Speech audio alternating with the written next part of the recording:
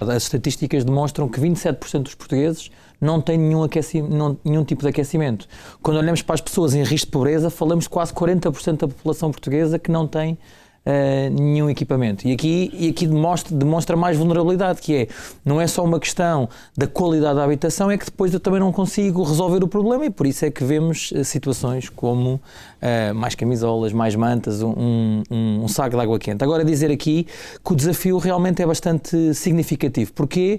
Porque nós temos feito na universidade, na minha equipa, explorando também como é que podemos apontar para as soluções. Portanto, o diagnóstico basicamente está feito, percebemos que Portugal é um dos países europeus mais vulneráveis, há o índice que temos desenvolvido e trabalhado que demonstra zonas prioritárias para a ação, ou seja, as zonas mais vulneráveis, e depois também tentamos apontar as soluções, perceber quanto é que custa, como é que se pode tentar apoiar as famílias, e num estudo de há cerca de 2 anos identificámos que eram precisos 72 mil milhões de euros para renovar a totalidade das habitações em Portugal. É muito dinheiro, não é? É muito que, na verdade, acaba por estar alinhado com os valores, a ordem de grandeza é muito semelhante ao apresentado na Estratégia Nacional de Longo Prazo para a Renovação dos Edifícios. Portanto, uma estratégia nacional que também fala, na verdade, de 120 mil milhões de euros, combina uma componente de isolamento de janelas com a componente mais efetiva, ativa de equipamentos. Portanto, uma combinação entre bombas de calor, ar-condicionados, com a parte da renovação dos edifícios mais passiva.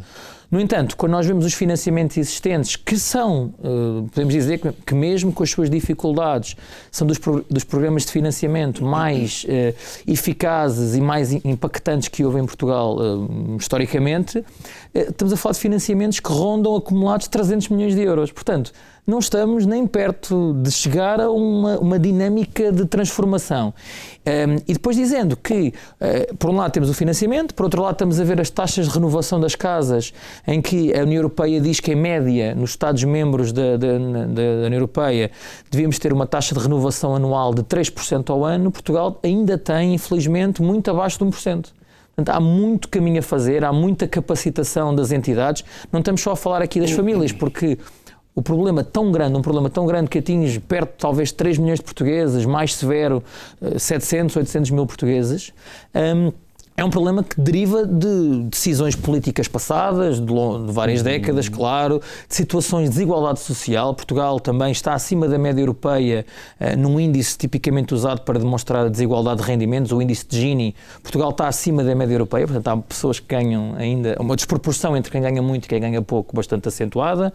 Temos cerca de 20% dos portugueses em risco de pobreza, ou seja, toda esta triangulação entre a qualidade das habitações, a literacia, o rendimento e os preços com energia traz com que realmente seja um desafio complicado.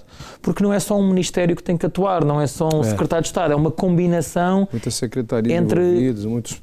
Exatamente, e portanto é um desafio, mas tem que ser uma prioridade, porque, como foi já aqui dito, afeta a saúde, afeta a produtividade das pessoas. Muita gente trabalha agora cada vez mais em casa e, portanto, se não tem as condições adequadas, quem pode, claro, quem tem profissões que permitem isso, as pessoas realmente depois estão desconfortáveis permanentemente. E nós também temos feito alguma investigação com grupos mais vulneráveis, olhando para crianças, para jovens, para universitários até, e vemos que arrendatários, migrantes, pessoas que vêm de outros países, pessoas com capacidades físicas, são grupos de maior vulnerabilidade, idosos, famílias com crianças. Tudo isto é preciso olhar, é preciso que a nível governamental se olhe para o problema cada vez mais de forma assertiva, percebendo que é um problema não é só social, é económico, é ambiental, é uma questão mais alargada também de saúde.